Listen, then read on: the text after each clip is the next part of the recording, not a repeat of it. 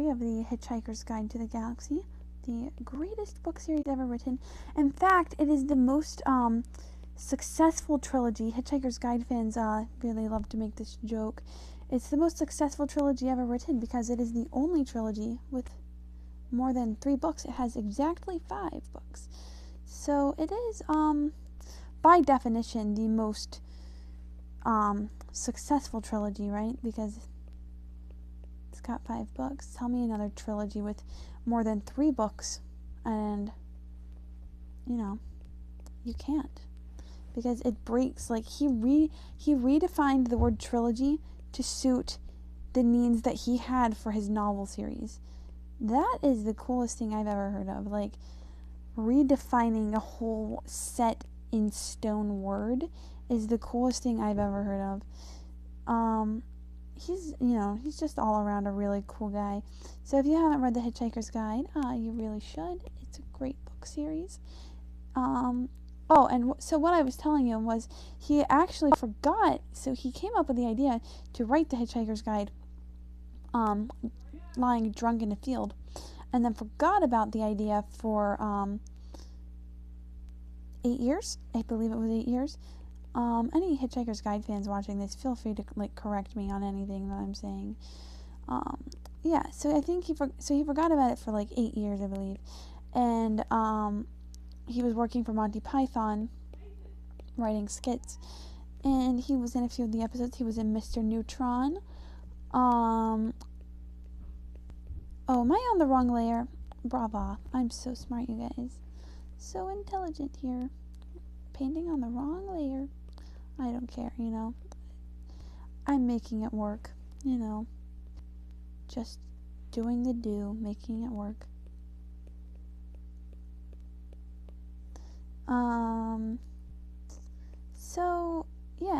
So he forgot about the idea and was, writing skits for Monty Python.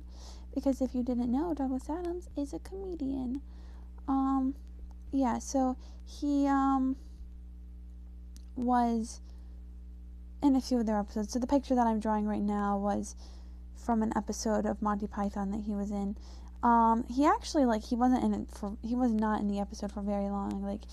I think he was in it for maybe 3 or 4 seconds. All he did was put his glove on. Because, they introduced him, and then they said, but this is not about him, this is about his patient. And then it wasn't about his patient, it was about his patient's, relative, maybe? I can't remember the exact, the ordeal of that skit was introducing a bunch of different characters as the main character. Or introducing a bunch of characters to lead you to believe they're going to be the main character, and then they're not. And that was the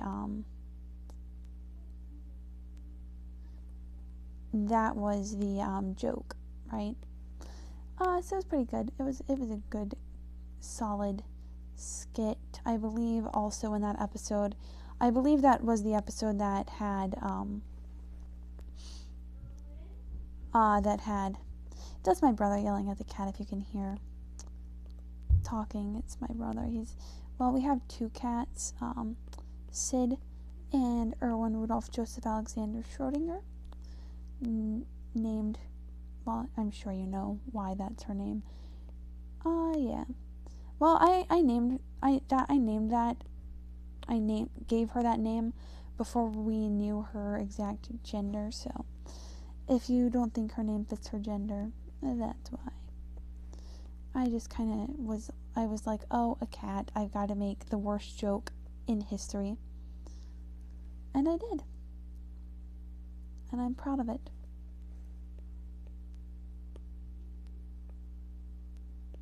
I made a bad joke, and I'm proud.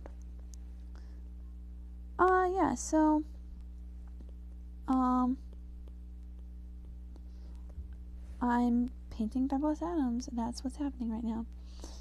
So if you like that, and you like paintings of Douglas Adams, follow my Instagram. Shameless plug again. I'm just going to shamelessly plug my Instagram as much as I want to, because I don't have to have shame. This is my stream.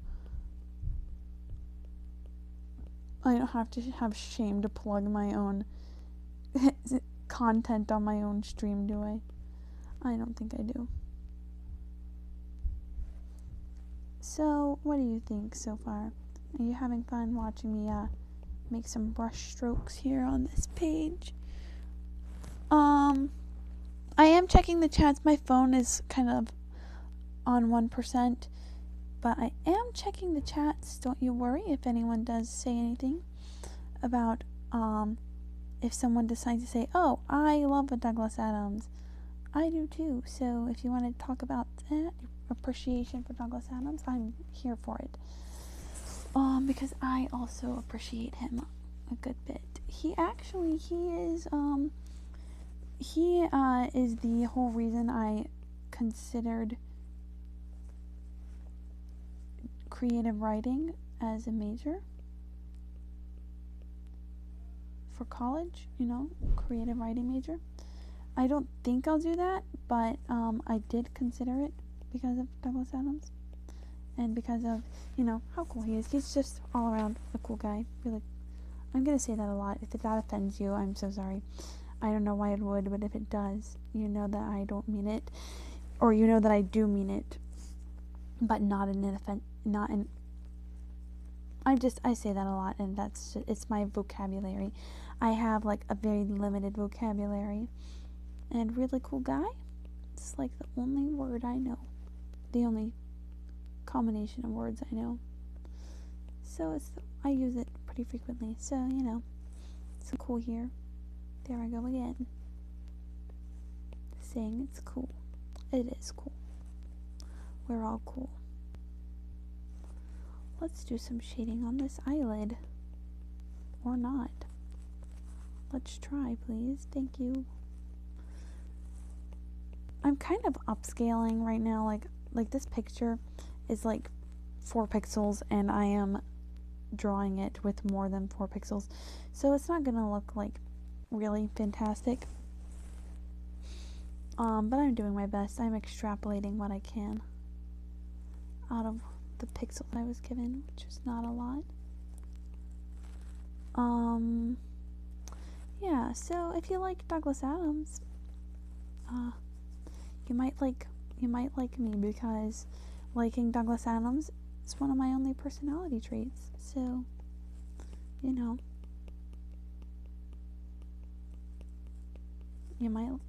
never know. I could be a cool guy and you would not know, because I only talk about The Hitchhiker's Guide. Well, maybe that's what makes me cool. Right? I don't know. I don't know what I'm saying. So if I say something that you don't like, just let me know, because I'll probably say something I don't like. Let's be honest here. Okay, I do need to use a bigger brush, because I am getting too focused on details right now.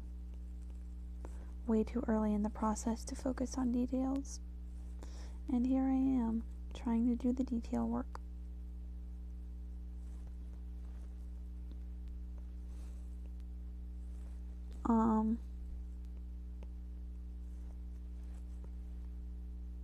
Yeah, so I shouldn't be doing detail work right now at all.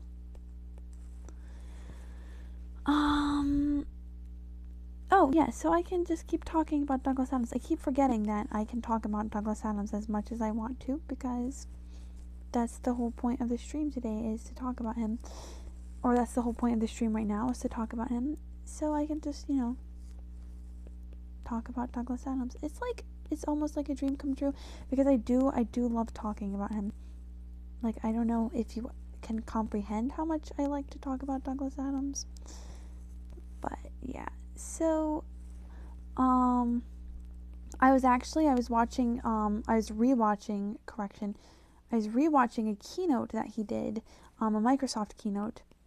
And so the woman who was introducing him said that she was introducing Douglas Adams, the author of the Hitchhiker Guide to the Galaxy. Like, she didn't pronounce the S in hitchhikers, and this guy in the comment section got so offended by that. Like, I can't remember the exact comment that they made, but they said something along the lines of, hitchhiker guide, it's hitchhikers lady. What,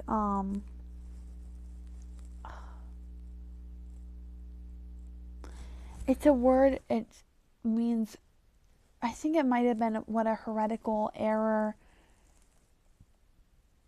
I feel like it started with an N, and it meant like something like heresy. But I can't remember because my brain isn't working right now. But it was pretty, like, the comment made me chuckle. It made me chortle. Chortling, that's different than chuckling, isn't it? Yeah, it is. Whatever. Okay, I should probably move on to something else now. Like, I've been shading his face, and I've hardly got any work done on anything else, so everything else just looks really underdeveloped, which is nice. We stand underdeveloped hats. And digital art. Do we stand that? I don't know. I do.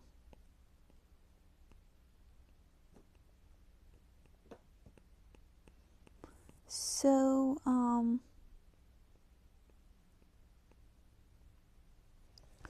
what do you like? Do you like The Hitchhiker's Guide? I don't know. I do. If I haven't made that clear enough, I do. I really like it. It's probably my favorite thing ever. Definitely up there. It is among my favorite things ever. It actually, let's just say that it is, because it probably is. Let's be honest here. I'm gonna be honest with myself. Not something I often do. So, let's talk a little bit more about Douglas Adams, huh? So, I don't know if I finished telling the story of the creation of The Hitchhiker's Guide. So he actually got a deal with BBC to write a radio series, and his idea for the radio series was to create a show called The Ends of the Earth, in which he was going to describe different events that led to the Earth ending. And he was creating characters for it. He was writing characters for his show, the End of the Earth, or the Ends rather. See, I made the same mistake as the introductory speech lady. I don't remember what her name was, or her. I don't know the name of her job rather. I don't think we ever learned her name. But yeah, I made the same mistake she did. Forgot the S on the end of a word. Is that okay? I don't know. But yeah, so he was writing The Ends of the Earth, and when he was writing the first episode, he knew he wanted to have the Earth be torn down to make way for a hyperspace bypass. So he was trying to figure out how he could do that, and like how he was going to explain that within the realms of the story he was creating. And he was trying to figure out how he could kind of have that explained. He wanted a narrator and a character who would care about the Earth. So he created Ford Prefect, who was a researcher for something called The Hitchhiker's Guide to the so the idea that he had someone should write a Hitchhiker's Guide to the Galaxy, that idea that he had forgotten about, like, bubbled back into his brain. And he said, oh, he could be a researcher for The Hitchhiker's Guide to the Galaxy. And so that's where Ford was. And, Arthur was just a guy who was, like, he was supposed to be there for us people who have no idea what's going on. So Arthur was kind of there to represent us average people who, don't know what's happening, who think we have a good idea of what's going on, but we really don't. So that's where Arthur was, like, you know. Arthur was, like, kind of taking the place of the average, like, the anime guy, or the guy in every anime that has brown or black hair and has no personality. That was the place that Arthur was taking in The Hitchhiker's Guide. He was just kind of there for us to get to know the situation, I guess. Like, give us a perspective, right? I think that's what I'm trying to say. If it's not, then I don't know. I'll find it eventually. Like Michael Scott. Sometimes I just start a sentence and I don't know where it's going, but I hope I find it eventually.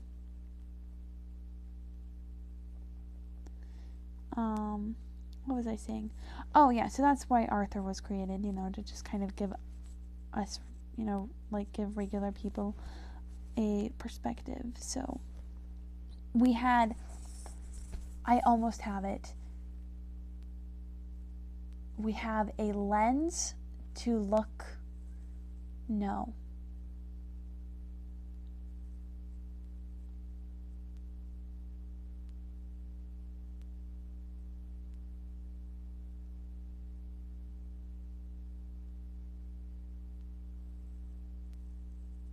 Yeah, I think a lens was actually the analogy that I'm going for. We have something that we can look at it through eyes of through our own perspective. So Arthur was supposed to kind of be our perspective on what's happening, right? So the earth gets destroyed, and Arthur's really upset about it, like any true earthling would be, I guess, right? You know this, human. Alright, I just misquoted that. You know this, earthling person. Rocky Horror. I don't know. Maybe I'm just being extra. I don't know. But anyway, so that's where Arthur came from. He was supposed to kind of be our view on the world. Our guide, I guess. Our way of seeing. I already explained this. I don't have to do it again, do I?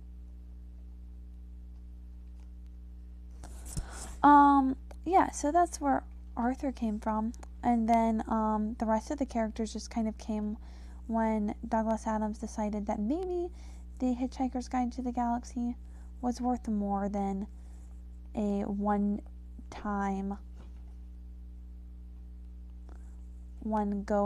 episode of a podcast. And so, or not a podcast, one episode of a radio show. And so he wrote the rest of the show kind of based around this idea, The Hitchhiker's Guide to the Galaxy. And so that's how The Hitchhiker's Guide got its start. And then I believe he got a book deal, and he did not like writing the novels at all. But he had, so I think he didn't he procrastinated at it. Just like everyone else, he procrastinated with it. He did not want to get it done. I do that too. And eventually, after he had passed, I believe it was between 3 and 10, after he had passed between 3 and 10 deadlines, the publishing company just said, just finish the page that you're on now and give us what you have. And he did. And that explains the end of The Hitchhiker's Guide. If you were kind of wondering why it ended in the way that it did, so abruptly, that's why.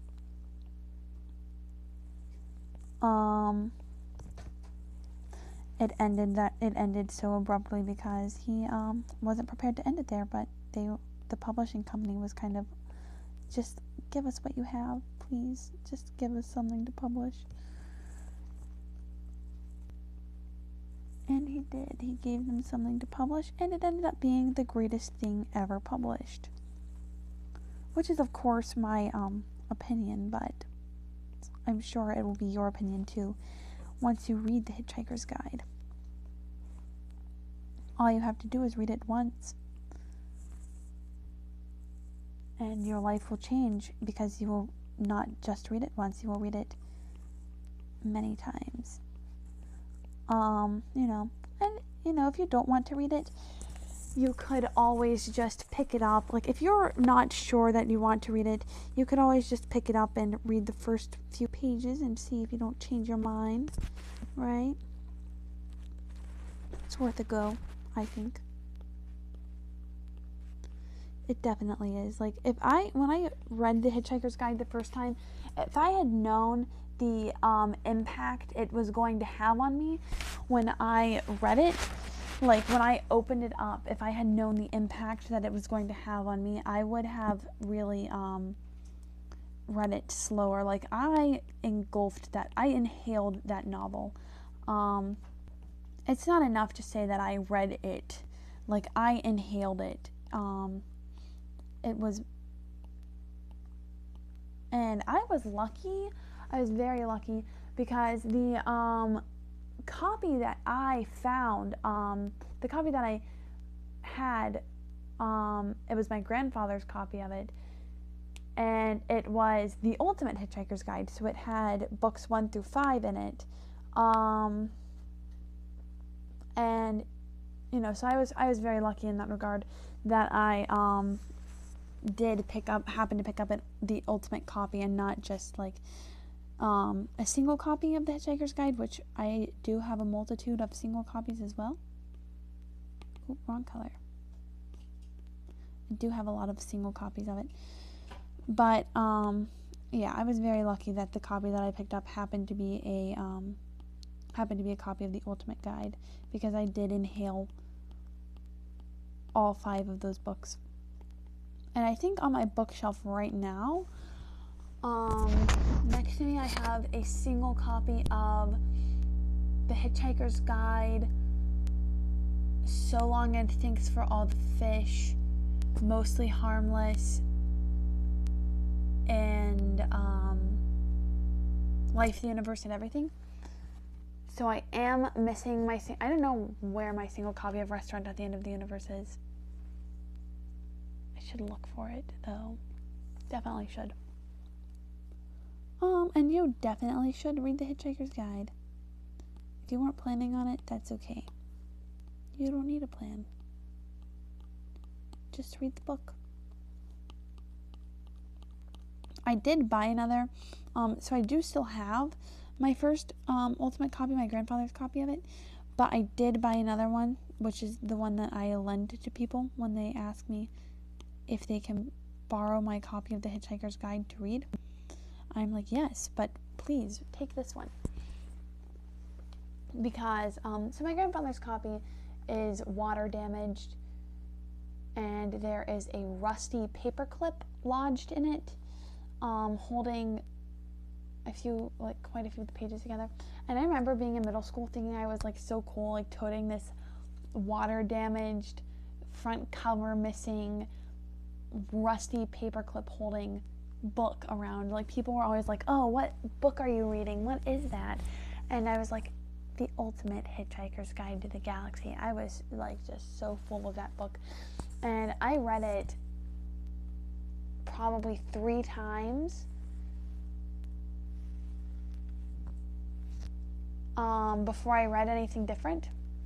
Because after I read The Hitchhiker's Guide, like, I had a hard time getting used to reading other things, like things that weren't written by Douglas Adams. It took me a while to kind of get used to reading things that he didn't write, because I was so used to his writing style, which is like,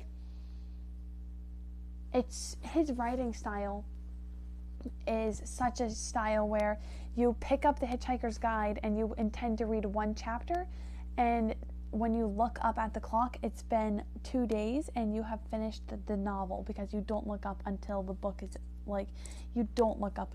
over.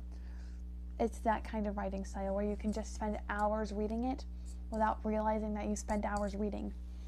So yeah, I did definitely lose a lot of time with that. like lose a lot of I say lose, not waste, because it was not a waste. Every second I spend reading The Hitchhiker's Guide, I do not count as a wasted second. You know? And that's really like something that you don't like. I haven't experienced that with many other books. Like, there have been other books that I have loved, but none that I have loved as much as I've loved The Hitchhiker's Guide, because it's not just his writing style that makes the story fantastic, although it is, his writing style is a huge part of what I love about those books. It's not like the biggest appeal for me. The story is fantastic. Like, the story is absolutely, and it's one of those things where, like, so some stories you can kind of, like, skip pages. Like, I don't skip pages, but so, like, with some books, some stories, you can skip pages and still kind of get to know what's going on. Like, you have an idea of what's happening. Even though you skipped, like, a page, you know, you can still kind of tell. The Hitchhiker's Guide is not like that. Every single sentence matters. Like, every sentence serves a purpose. And that's how, like, everyone is supposed to write. Like, I do write, and, you know, I always hear that every sentence is supposed to serve a purpose, but I don't notice that in a lot of books. Like, I notice that, like, a lot of sentences, they don't really seem to have much of a point. They're just there for filler. But in The Hitchhiker's Guide, every sentence has a reason for being there. It's not just shoved into the book to take up paper space. It's there, and it matters. And I love that about The Hitchhiker's Guide. I love that if you pick up a copy of, like, Life, the Universe, and Everything, which is one of my favorite books in the series. If you pick up a copy of Life, the Universe, and Everything, and you flip to, like, page 15, you will have no idea what's happening because you didn't read any, like, it's brilliant. It's brilliant. So The Hitchhiker's Guide, yeah, I could talk about it. I was going to say that I could talk about it for the rest of the stream, but then I realized that's exactly what I'm going to do, because that's what this stream is about. I can talk about Douglas Adams and The Hitchhiker's Guide as much as I want to, because I'm painting Douglas Adams today. So that's what we're gonna do, talk about Douglas Adams. So yeah, so like The Hitchhiker's Guide, best thing I have ever read in my life. It is very good. So, and you may be wondering, like, what my favorite book was before I read The Hitchhiker's Guide. And the answer is Lords of the Sith by Paul S. Kemp. That book, when I read that book, I thought it changed my life. I was like, I wouldn't say I inhaled that book, but it's probably 300 pages long. Like, I had one of those shorter copies, so they're thicker. Because I had a soft cover short copy. So at the time, in 6th grade, I had just left my crazy Five Nights at Freddy's obsessed phase. I was still kind of weaning off of that and getting more into a Darth Vader obsessed phase. So I was at the point where I had watched every episode of Rebels that was available to me at the time. And I had, you know, watched every Star Wars film, like the original trilogy I'd watched multiple times. And I had watched the sequel trilogy. I'd watched episode 3 quite a few times. And, you know, so I was at the point where I was, like, out of new Darth Vader content to, you know, inhale. So then I discovered, like, the Darth Vader comics, which I have spent countless hours reading those. Yes, I have. I've spent so much time reading those Darth Vader comics, man. Like, I read them and then I read them again and again, just like I do with The Hitchhiker's Guide. Usually anything that if I can read it all the way through, I read it 7 or 8 times, you know. If I can't get through the first 2 chapters, then I don't even give it a go. But, if I can get through the first 2 or 3 chapters, then I can usually get through the rest of the book, or whatever, the rest of the book or comic or, you know, graphic novel, whatever it is. And I read it and read it and read it and read it and read it. And I do that with everything, like television shows, films, everything, you know. If I can get, with films, it's more like if I can get through the first 20 minutes, then it becomes part of my rewatch list, because if I can make it through the whole film, then I watch it again and again and again. And usually if I can make it through the first 20 minutes, I can make it through the rest of the film. But I do have a hard time, like, getting into films, you know. But yeah, Lords of the Sith by Paul S. Kemp. I had just read the Darth Vader comic series, the first one, the 2016 one, which was coming out as I was reading it, but I was so far behind on it that I essentially had the whole thing available to me. Like, I didn't have to wait for any issues, because by the time I had got, like, they were, like, publishing the last book of the series. And by the last book, I mean, like, the last 20 or so issues, I believe. Like, I have it right here. Let me get it. I did read it illegally the first time. My first run through of it. So I think, but I do have physical copies now, which I am flipping through. So the last book, book 4 had,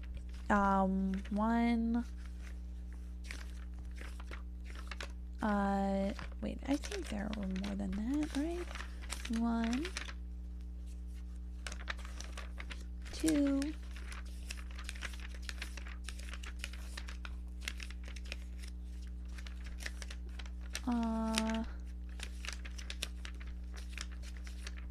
3,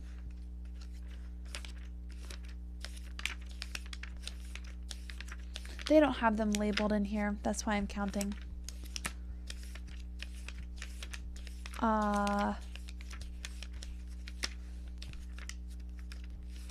4,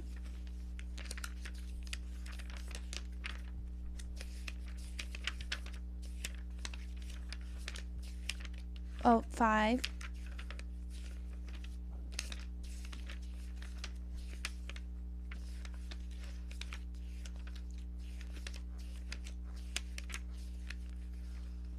6.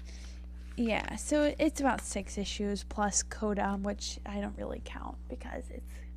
Yeah, so they were publishing the last 6 issues, 1 issue a month, which is how they're doing it now as well, 1 issue a month kind of thing.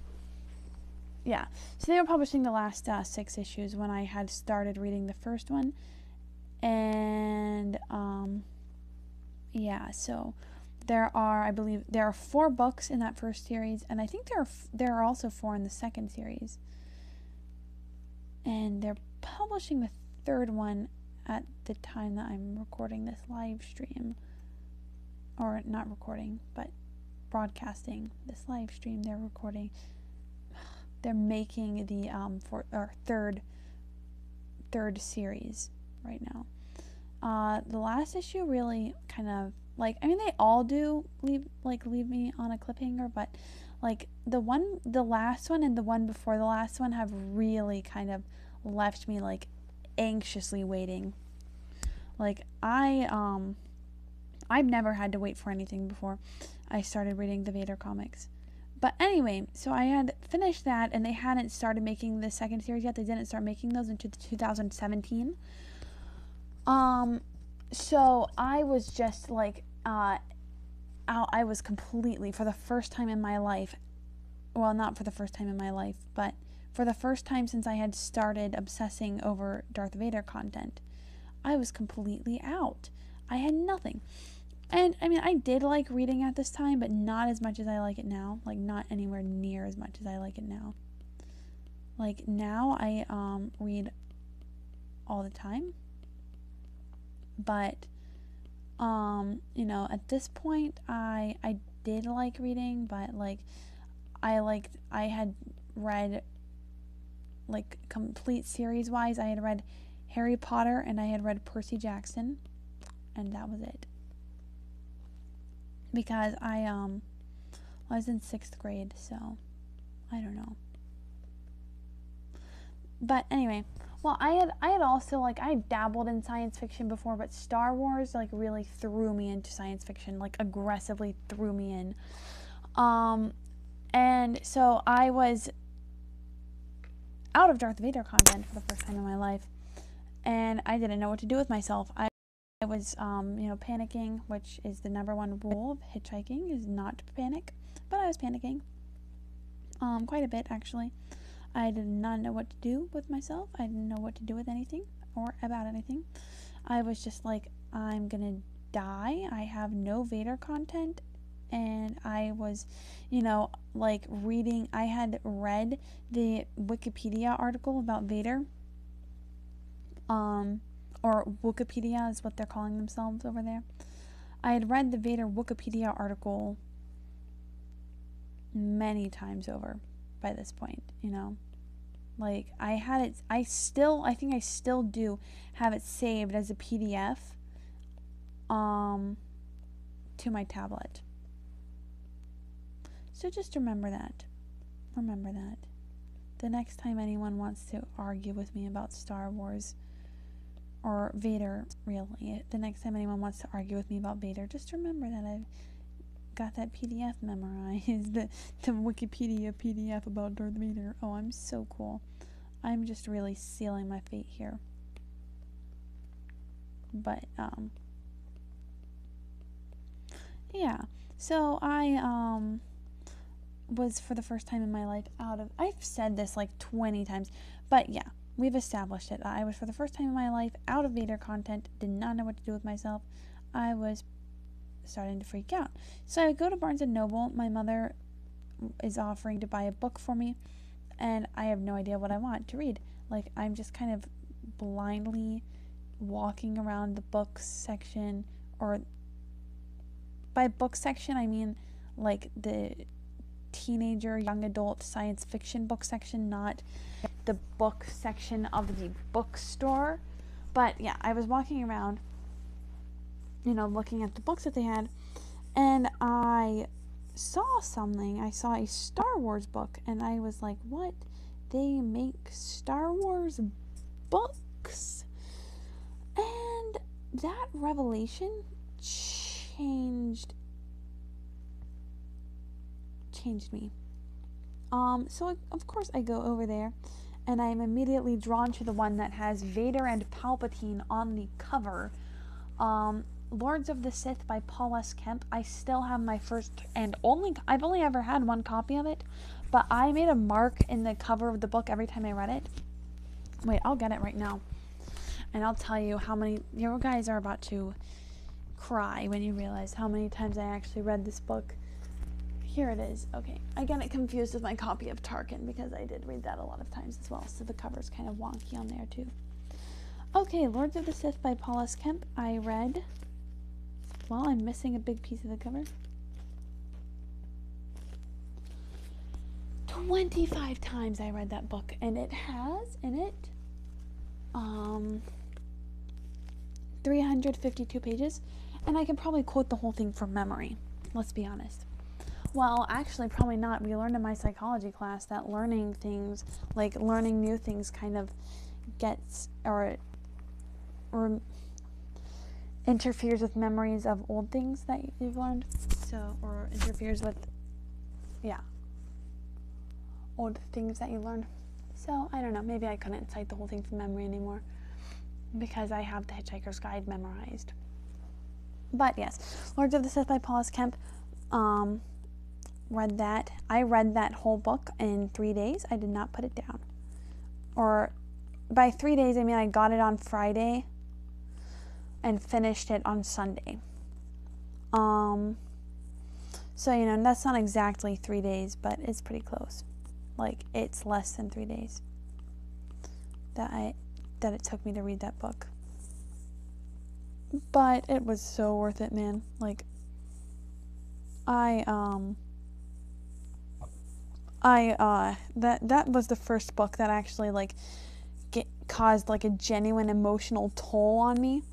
I was so nervous about, like, what was happening in that book that I was pacing around my room, because I was like, it had me that on edge. And I still haven't experienced that with any other books. Like, The Hitchhiker's Guide did not have me pacing around my room, nervous about the book. But The Hitchhiker's Guide is the only, Douglas Adams is the only author who has, made me genuinely laugh aloud. Like, people always say, oh, LOL, that's so funny. But I have only LOL'd when reading The Hitchhiker, or just things that, what Douglas Adams writes in general. He's the only person that has ever made me, genuinely laugh out loud. Otherwise, I don't usually do that, because, usually things aren't that funny. And his whole writing style, it's like every sentence has comedic value.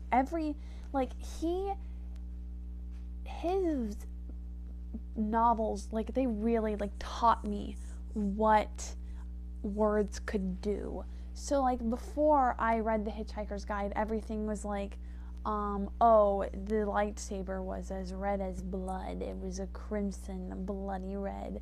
Stuff like that. Or, sing to the crystal, make it, fill it with your pain, your rage, make it bleed. Stuff like that. Your typical poetic sounding writing. Writing that sounds really, I just said it, poetic. Yeah, so it was, your typical writing like that. Oh, also, I forgot to mention, I did read The Hunger Games before I read Lords of the Sith, but not much before. I think I finished Mockingjay, a week before I read Lords of the Sith. So, there you go.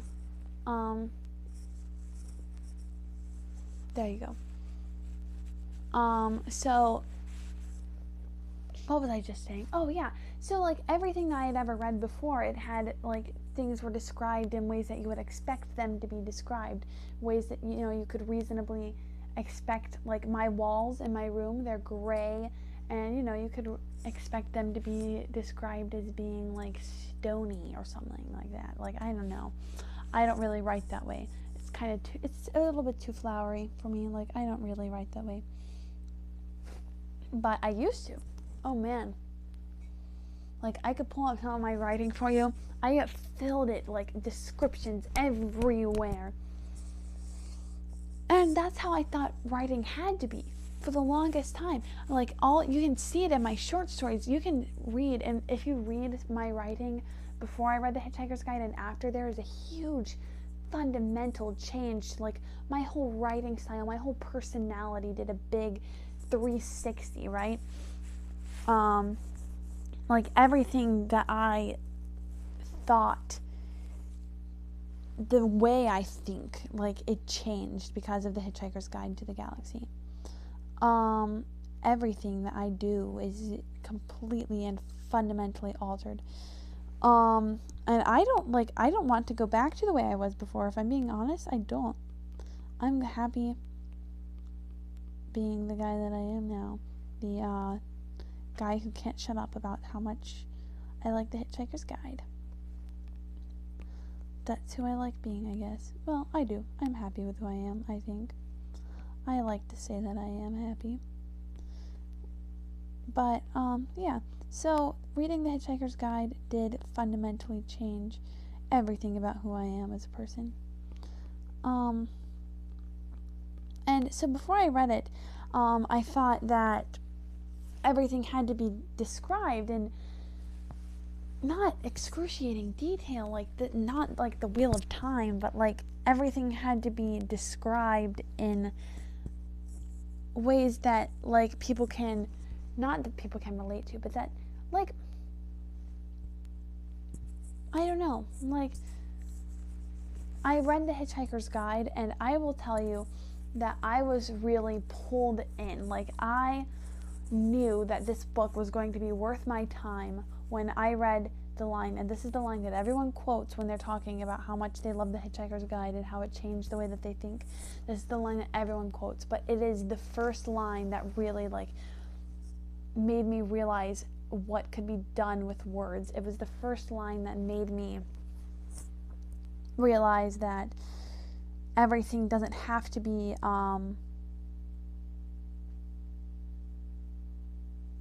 not dreary, but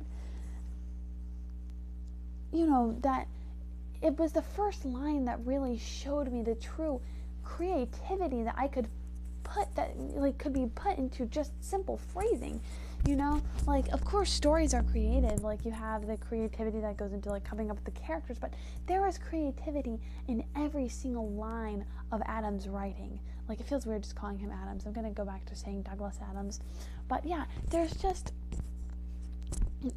like a sense of creativity in every single line that he writes. And so this is the line that I'm getting back to. This is the line that everyone cites when they're talking about when they realized. But yeah, I realized this book was going to be worth my time when I read when he was describing the Vogon ships above the surface of the earth. And he said, they hung in the air, or they hung in the sky exactly the way that bricks don't. And I had to take a deep breath when I read that. I was like, whoa, that was powerful. Like, that line had such an impact on me that, like, I knew there was no going back. And so I was drawn in. Like, I could not stop reading The Hitchhiker's Guide after that. Like, I was completely enamored, infatuated. Like, I can't even describe how I just sucked that book in through my nose. Like, I just like inhaled that. I inhaled it. There's no other word for it. I inhaled the series. And yeah, so that's the story of how The Hitchhiker's Guide changed my life. And I'm sorry if people are like, I don't think anyone's commenting, but if anyone is, I'm sorry if I haven't been paying attention to your comments. Like, I'm trying, but my phone just died, so I can't really like check them without hopping off the stream. So I'll be right back in just like a few seconds.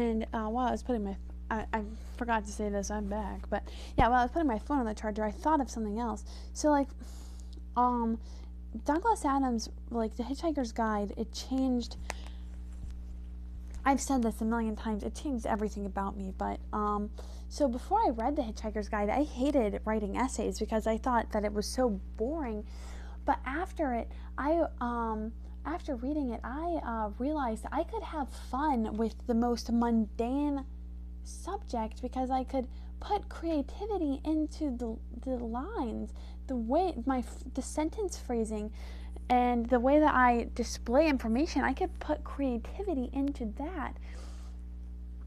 And now I have a blast writing essays. Not that I don't like procrastinate on them. I do. I play a game with myself where I think about how long it'll take me to do it. Say I come to the conclusion that it'll take me like 3 hours. I immediately give myself 2 hours to do it because I want to see exactly how much time I can shave off and still get my essay done on time. Which they're usually like, I've been turning essays in online for the past 2 years, including this year. Not because of COVID-19, but because we have a dual enrollment program at my school that I am in. So I was taking college level English in Actually, I'm not taking it anymore. I've completed all of my English credits that I'll need. But, yeah, I was taking college level English, and I still am taking college classes, and they're for the most part online. So I was submitting my essays online, and I have been for a while. But yeah, so they're due at 11. I just had to get them virtually submitted by 11:59. And I'll tell you, like, after reading The Hitchhiker's Guide and realizing that I could have fun when I was writing papers, I've been getting better marks on my essays because of that, because I'm having fun writing. So I'm putting more effort in, and I'm, getting my research done. But my teachers, my professors, they even say that my papers are more, they're interesting, not because I have more interesting information, but because of the way that I'm writing them now. Because I'm putting thought and creativity into every line that I can. And I learned that from Douglas Adams. I learned that was possible. That, I learned what you could really do with words. But anyway, so enough gushing for the next, let's say, 2 minutes. I can make it. We can set a timer and see how long I can go before I start exploding with praise for Douglas Adams. How long do you think I can make it? I'm going to check the comments if there are any over on Twitch first, and then I'll check over on YouTube. But yeah, so we'll set a timer once I start, talking again. I'll set a timer, or we can set a timer, and we'll see how long I can go before I start, talking about Douglas Adams again. Before I, so it doesn't look like I've been getting any comments. Yeah, I don't have any comments. That's cool. You guys don't have to say anything if you don't want to. But, anyway, so, aside from how he, completely changed my life, aside from that, we can address the green blob on the cover. So if you've ever seen a cover of The Hitchhiker's Guide, an American cover, by the way, not most other countries, but so when he was getting the books published in America, the publishing company said that the books needed a mascot, otherwise Americans would be hopelessly lost. And I don't think that's true, but the publishing company did. Douglas Adams did not think that his books needed a mascot, but the publishing company sure did. So they designed this green atrocity, and I'm sure you've seen it if you've seen an American cover. It is a green sphere with a mouth and no eyes and 2 hands, and on the cover of The Hitchhiker's Guide, the first book, and I believe it's the same on the Ultimate Editions, it has its tongue sticking out and it's holding a briefcase with a towel sticking out. And then it's got a different pose on every cover. I think on the cover of Mostly Harmless, it's got its hands, it's got its hands on the sides of its head, where its temples would be if it were human. And it's sticking its tongue out there as well. Yeah, but, so Douglas Adams absolutely hates the thing. He talked about how much he hated it. And he worked for years, he spent years fighting with the publishing company about, getting it taken off the cover of his books because he hated it so much. And so, he spent years, fighting with them about it, saying, please take this off the cover of my books. It's terrible. And finally, they did take it off the cover. And then, very unfortunately, he died in 2001 of a heart attack in California. He was living in California at the time trying to get the film made, which wouldn't be made for quite a few years after that. But, so he was living in California at the time trying to get the film made. And he, he died. And, right after he died, they started publishing the atrocious, green abomination, just the horrible thing. Like, it's terrible. I hate it. Douglas Adams hates it, and it's terrible. And they started publishing it again, and I think that is, just ridiculous. Like, they should not have done that. Because, what is the worst thing that you can do to someone? Like, to just spit in their face and, like, stomp on everything they stood for, than to start doing something that they asked you to stop doing the moment they die. Like, I don't know. I think that's terrible. Yeah, so I kind of hate that, and I try not to buy books with that on the cover, with the green blob on the cover. But it's tough because they're all over.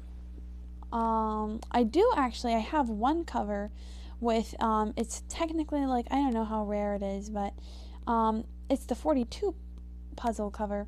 So if you guys don't know, in the Hitchhiker's Guide to the Galaxy, a computer was created, which this is like the plot to the whole series, is that a computer was created to calculate. Oh, okay, that was my my echo. It responds to computer. Yes, but there was a computer created to calculate the ultimate answer to the great question of life, the universe, and everything. And the question it came up with, or the answer that it came up with, after years and years and years of deliberation, the answer it came up with was 42. And so, like, the whole plot of the series is trying to find the question to the answer, right? They want to know what, because, so the computer said, well, everyone was rightfully outraged. Oh, she's playing David Bowie. That's what we were listening to. We were just jamming to David Bowie before my stream cut out. Yeah, so the computer said, yeah, the answer is 42, and everyone was, outraged. They were like, well, it can't be 42. We don't even know what that means. 42, that's not an answer. And the computer said, well, of course that's the answer. You just don't know the question. And they said, well, what is the question? And the computer said, well, that is, like, the only thing capable of telling you what the question is the computer that you will build after me. So they built the Earth, which was this giant supercomputer capable of calculating the question to the answer. And of course, it gets blown up in the first book 5 minutes before it's supposed to announce what the question was. So they spend the rest of the trilogy, like, searching for the question, right? And it's, like, I don't want to give the whole plot, or I don't want to give, like, the whole thing away in case some of you haven't read it, or like, haven't read it and are planning to read it, I don't want to, like, spoil the whole thing for you. That'd be kind of lame of me to do. So I'm not going to do that. But yeah, so that's the plot of the Hitchhiker's Guide, is, like, trying to find the question to the answer. And so what was I saying? Oh, yes. So, we all know that the answer is 42. And, people will, like, slide that into conversations. They're like, oh, 42. I'm so cool. I know 42.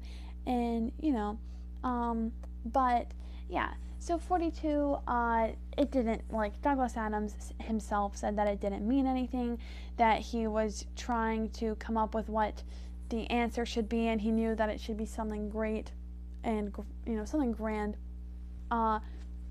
And he decided that the thing that would make the least sense would be a number. So he thought that 2 digits would be the funniest sort of number, and he was trying to think of the funniest 2-digit number. And he came up with 42, which he said is the funniest 2-digit number, and I believe him, that I think 42 is a funny 2-digit number. So he, he said that he was staring out into his garden one day, and he thought, 42 will do. And that's what he wrote in his book. Well, it's 42. And reasonably, or not reasonably, unreasonably, people were like, they were like, oh, well, 42, it must mean something. And so scribbled on a cave wall in the television show, and also mentioned in the books when Arthur is like pulling stones out of a bag on prehistoric Earth, is the question, what do you get when you multiply 6 by 9? 42. And of course 6 times 9 does not equal 42, but it does in base 13. So if you don't know, in case you don't know, base 13 is a number system. So what everyone is used to is base 10, which is like, 1, 2, 3, 4, 5, 6, 7, 8, 9, 10. Oh, we must start over. At 9, we start over with 1, 0.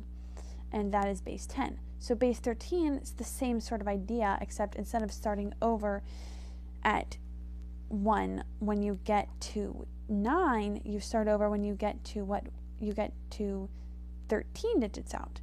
So you have 3 extra digits. And so, I'm sure you can work out how 6 times 9 would equal 42 in base 13, right? I believe in you guys. You're smart people. Smart enough to know to stay on the stream. Yeah. So anyway, 6 times 9 equals 42.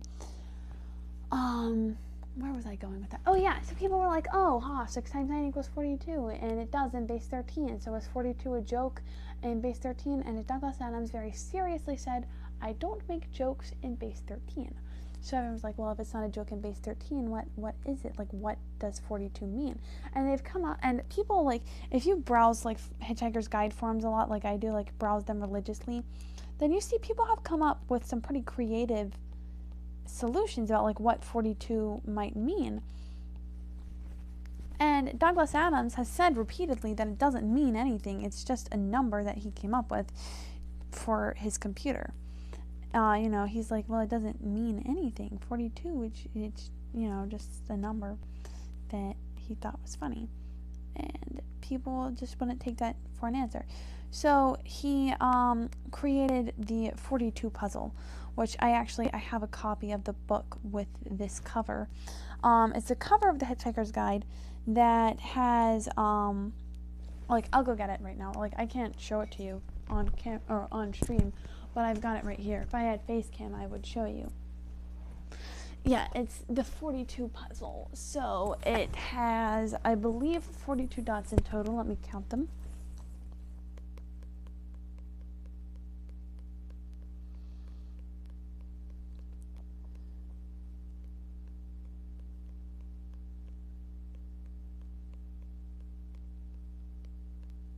No, it has way more than 42 dots.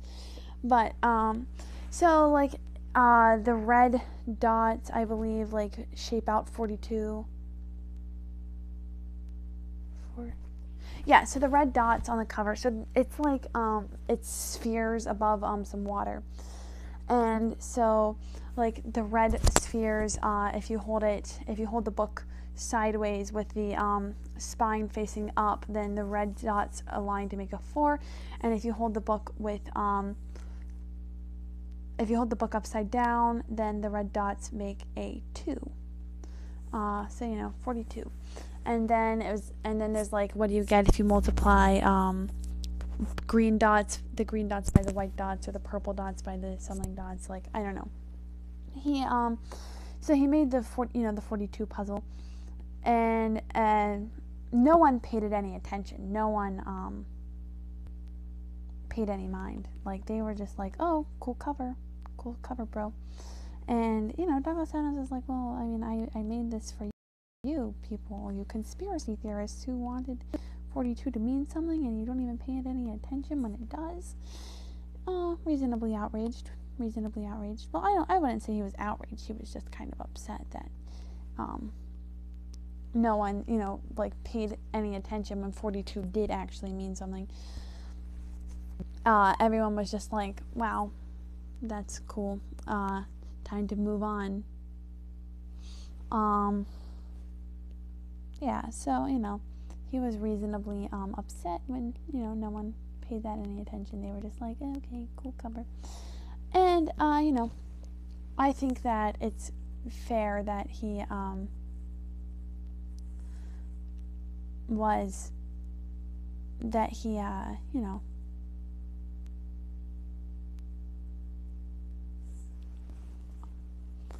a little bit upset about that no one was like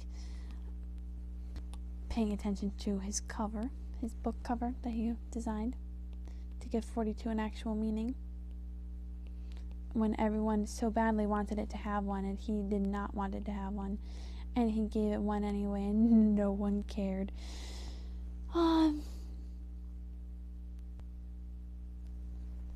Yeah, so then I guess that's how it is sometimes. Sometimes you just try to give something a meaning that you don't want to have a meaning, and then no one cares. That's the story of my life, right? Not really. Well, I guess it could be, in a sense, the story of my life, right? Like, oh, my life has no meaning, ha ha, ha ha ha.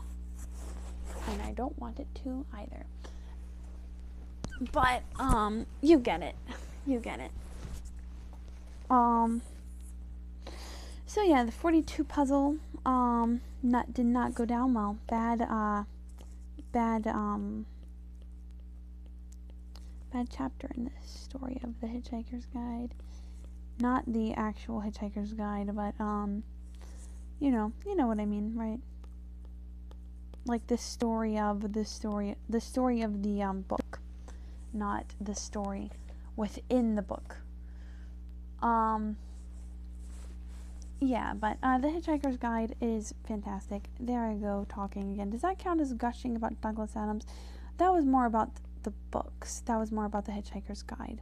So I'm gonna say that doesn't count. But what do you think? Does that count? Oh, see, that is darker down there. I thought this was too monotonous.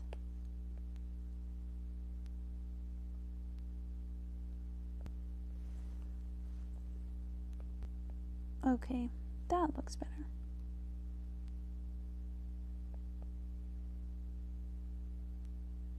Sorry, yeah, I'm talking about my art.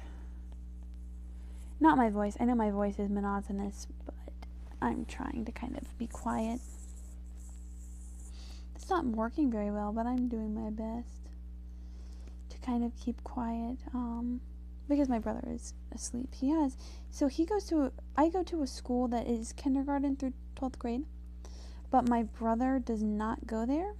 He goes to a different school.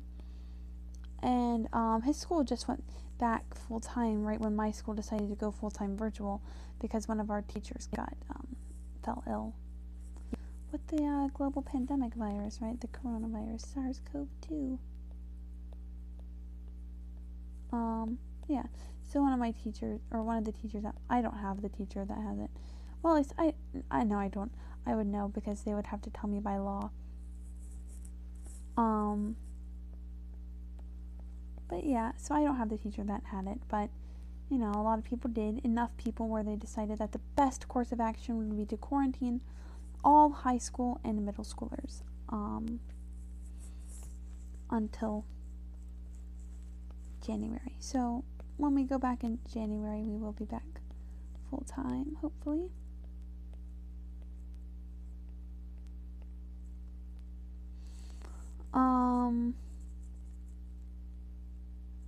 Okay, that's not bright enough. I thought there was something wrong with that highlight there. Guys, okay, this is not about Douglas Adams or the Hitchhiker's Guide at all, but has anyone else, really felt in the Christmas spirit this year? Because I haven't. I have not been feeling Christmas time at all. I almost forgot that it was Christmas. Probably would have if we didn't have a Christmas tree in my living room. But, it has not felt like December or Christmas. This year has hardly felt like a year at all. Anyway, enough about how lame 2020 has been. We all know that 2020 has been really lame. We know, so enough talking about that. Let's talk about something else. we can talk about, let's go back to talking about the Hitchhiker's Guide. That is my favorite thing to talk about. In case you didn't know, that is my favorite subject.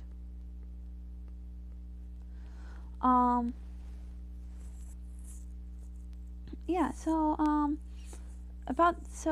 let's see, what was I talking about last? I was talking about how great Douglas Adams is. No, I was talking about the 42 cover. The 42 puzzle cover.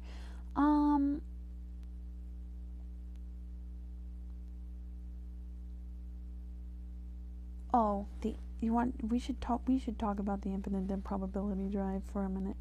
So that thing, the infinite improbability drive is like by far the coolest science fiction invention I have ever read about. Like, it is the coolest invention in science fiction.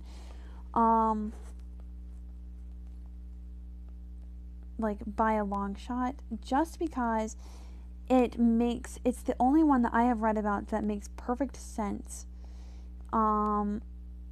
Is in the realm of possibility, or impossibility, rather. It's in the realm. Like, this could actually happen. And, the way that he explained it was hilarious, but it also, like, it made perfect, like, logical, it was logical. That's what I'm trying to say. It was logical. It's the only thing that I have read of only. What am I trying to say? The only thing that I've read, the only science fiction. Well, it's not the only one, but it is the best one, right? So the infinite improbability drive, for those of you unfamiliar with the Hitchhiker's Guide, which you'll be very familiar with it by the end of this live stream.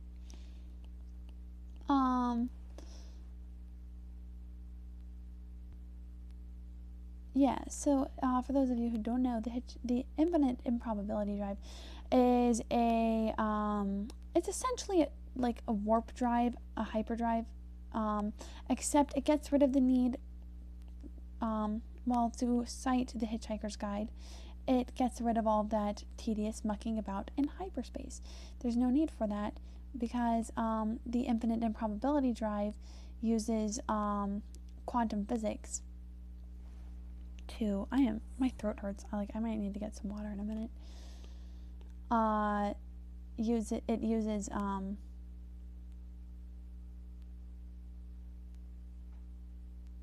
improbability physics, which is a whole field of physics that actually, improbability physics could be a real thing. I don't think it is. I think Douglas Adams kind of created that. But let's see.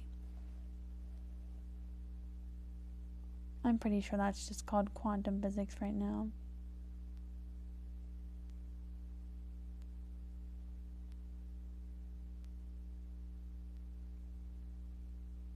Yeah, so improbability physics is something that Douglas Adams, he coined that term and everything. Yeah, so it's brilliant, because what he did was he took quantum laws of physics and kind of spun them on themselves. So he is using the idea that quantum physics relies on improbability, and the whole joke of like Schrodinger's cat is dead and alive until it at the same time until it's observed, and then once it's observed, it kind of falls into the plane that it's most likely to be in, which is either dead or alive, right? But so the whole thing about Schrodinger's cat is like, well, if you took a particle that had a 50% chance of decaying, if it had a 50% chance of decaying, I'm so tired. Okay, so Schrodinger's cat, like, I don't want to explain it. Like, I mean, I can if you want me to. I don't know if you want me to or not, because no one's, saying anything, but, let's see if anyone wants me to explain the Schrodinger, if anyone wants me to explain Schrodinger's cat. Oh, I'm so sorry, Vucky ABX. I am so sorry I did not reply to you. I am checking the chats, I promise. I'm just not doing it diligently enough. But yeah, so, improbability physics, is not real. And, Schrodinger's cat is, sorry, I'm looking for a plug so I can charge my phone. I have a charger over here. And my phone is almost dead, and I am using my phone to check the chats, so I don't have to use my tablet, which I am streaming with, using the stream. There we go. Okay, my phone's charging now. So I shouldn't miss any more chats if anyone decides to say something to me. Both of my chats are completely dead though.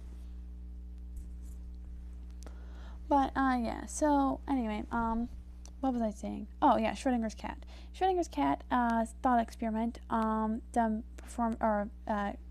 I guess, is the word I'm looking for, created by, a physicist called Erwin Rudolph Joseph Alexander Schrodinger, which, if you were here at the beginning of the stream, you heard me introduce my cat with that same name, because I thought I was doing something with that. I was like, oh, I am so funny, I am naming my cat after the guy who created the experiment about potentially murdering a cat. You know, I thought I was, really cool. So if anyone does